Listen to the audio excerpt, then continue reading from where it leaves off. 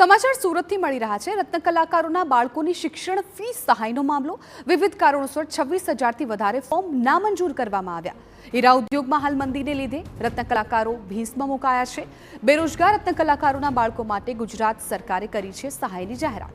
13,500ની શિક્ષણ સહાય માટે અંદાજે 76,000 ફોર્મ ભરાયા હતા। પ્રાથમિક ચકાસણી બાદ 50,241 ફોર્મ મંજૂર કરાયા હતા।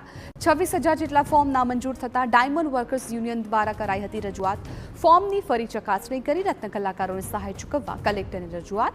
ડાયમંડ વર્કર યુનિયનનું કહેવું છે કે ફોર્મમાં કેટલીક નાની ગફલતોને કારણે રત્ન કલાકારોના ફોર્મ નામંજૂર કરાયા છે।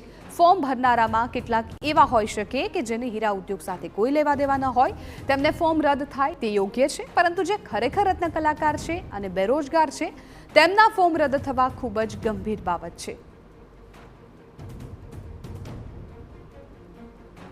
એક અધૂરા ફોર્મ હતા અને બીજું કારણ એવું હતું કે જીઆર પ્રમાણે તારીખો નહોતી લખેલી, પરંતુ રત્ન કલાકાર એટલા અભ્યાસુ નથી કે સરકારના જીઆરને સરળતાથી સમજી શકે। તો સરકારે મોટું મન રાખી અને તમામ રત્ન કલાકારોને શિક્ષણ ફી ચૂકવવી જોઈએ, કારણ કે મોટો આંકડો નથી અને ગુજરાત સરકાર માટે કોઈ મોટી વાત નથી। તો મોટું મન રાખી માનવતાની દ્રષ્ટિએ સુરતની અંદર જે 26,000 ફોર્મ રિજેક્ટ કરવામાં આવ્યા છે એ તમામને શિક્ષણ ફીનો લાભ મળે એવી રજૂઆત અમે આજે કલેક્ટર સાહેબને કરી છે।